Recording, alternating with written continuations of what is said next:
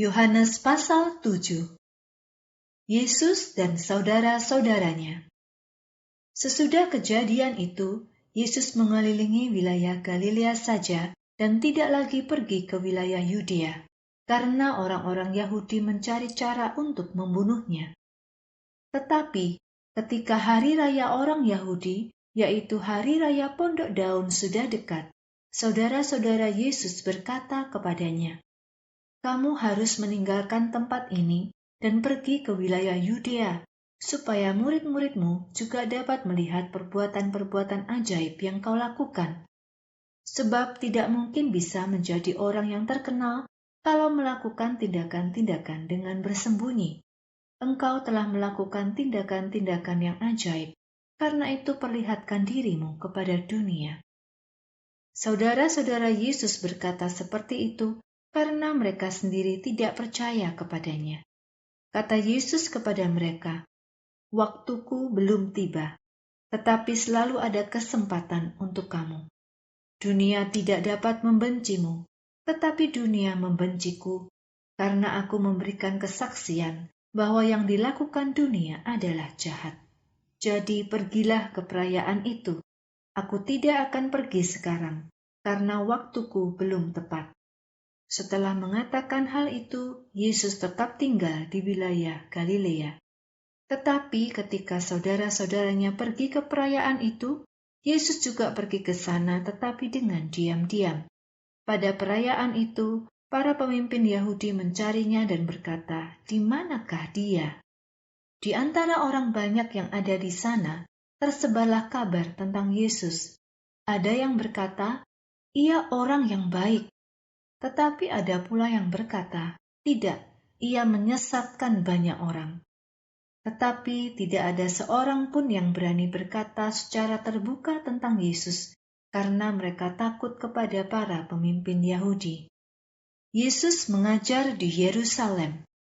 Ketika perayaan sedang berlangsung, Yesus masuk ke halaman Bait Allah dan mulai mengajar. Para pemimpin orang Yahudi menjadi heran dan berkata, "Bagaimana orang ini mempunyai banyak sekali pengetahuan tanpa belajar terlebih dahulu?" Jawab Yesus kepada mereka, "Ajaranku tidak berasal dari diriku sendiri, tetapi dari Dia yang mengutus aku. Jika benar-benar ingin melakukan keinginan Allah, ia akan tahu apakah ajaranku ini berasal dari Allah atau aku sedang berbicara dari diriku sendiri. Orang yang berbicara dari dirinya sendiri mencari kemuliaan bagi dirinya sendiri. Tetapi orang yang mencari kemuliaan bagi Allah yang mengutusnya, maka ia adalah benar. Ketidakjujuran tidak ada di dalam dirinya.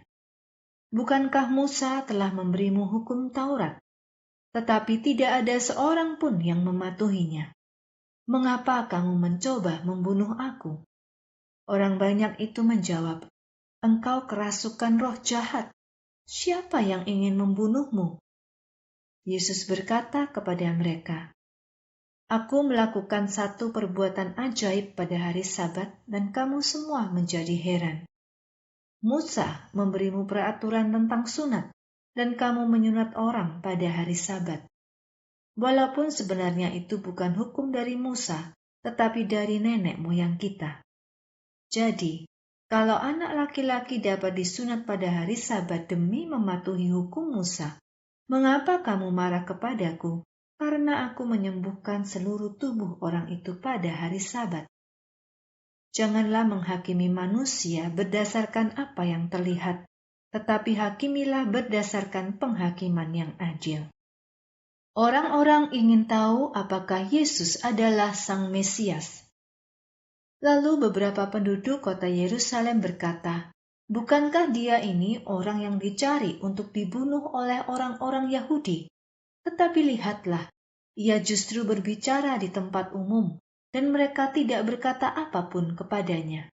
Apakah para penguasa sudah memastikan bahwa dia adalah Kristus itu? Tetapi kita tahu dari mana orang ini berasal. Jika Kristus datang, tak ada orang yang tahu dari mana ia datang." Lalu sambil mengajar di halaman Bait Allah, Yesus berkata dengan suara keras, "Ya, kamu tahu aku, dan tahu dari mana aku berasal. Aku datang bukan atas keinginanku sendiri, tetapi keinginan Dia yang mengutus aku. Dialah yang benar, dan kamu tidak mengenal Dia.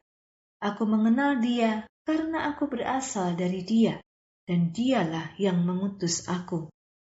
Mendengar hal itu, mereka berusaha menangkap Yesus, tetapi tak seorang pun dapat menyentuhnya karena saatnya belum tiba. Akan tetapi, banyak juga di antara mereka yang menjadi percaya kepada Yesus.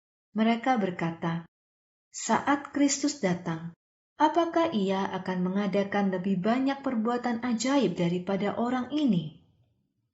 Pemimpin Yahudi berusaha menangkap Yesus. Orang-orang Farisi mendengar orang banyak berbisik-bisik membicarakan tentang Yesus. Maka imam-imam kepala dan orang-orang Farisi mengirim penjaga bait Allah untuk menangkap Yesus. Kemudian Yesus berkata, "Tinggal sedikit waktu lagi aku bersama-sama dengan kamu. Sesudah itu, aku akan kembali kepada Dia yang mengutus aku. Kamu akan mencari aku, tetapi kamu tidak akan menemukan aku. Di mana aku berada, kamu tidak dapat datang ke sana." Orang-orang Yahudi berkata seorang kepada yang lain, "Mengapa kita tidak dapat tahu kemana orang ini akan pergi?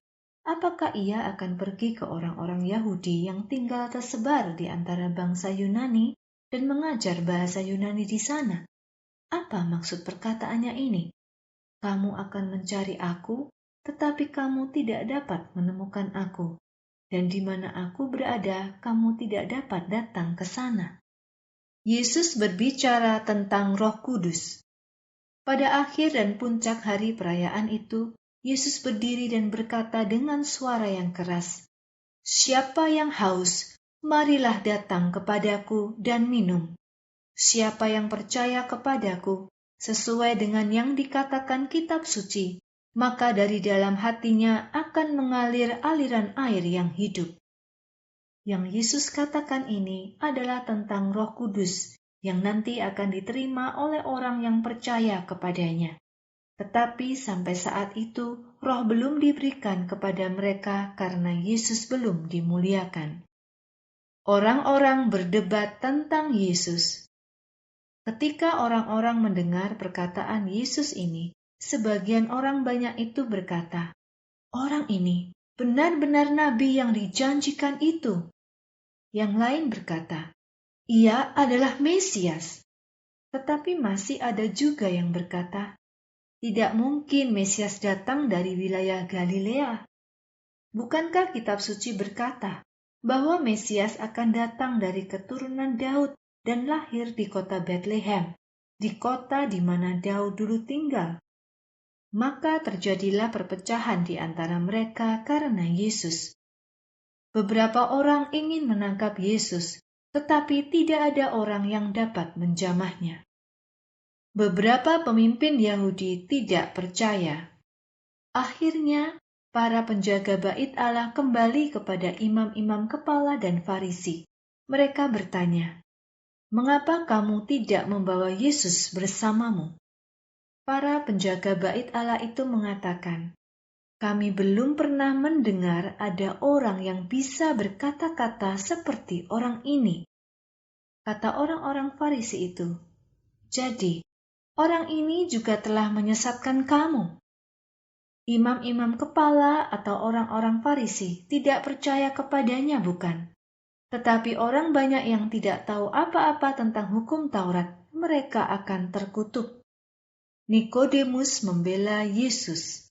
Salah seorang Farisi yang dulu pernah menemui Yesus, yaitu Nikodemus, berkata kepada mereka, "Apakah hukum Taurat menghukum seseorang tanpa terlebih dahulu mendengar pembelaannya dan mengetahui apa yang telah dilakukannya?" Orang-orang itu menjawab, "Apakah kamu juga berasal dari wilayah Galilea? Cari dan lihatlah dalam kitab suci. Tidak ada nabi yang datang dari wilayah Galilea."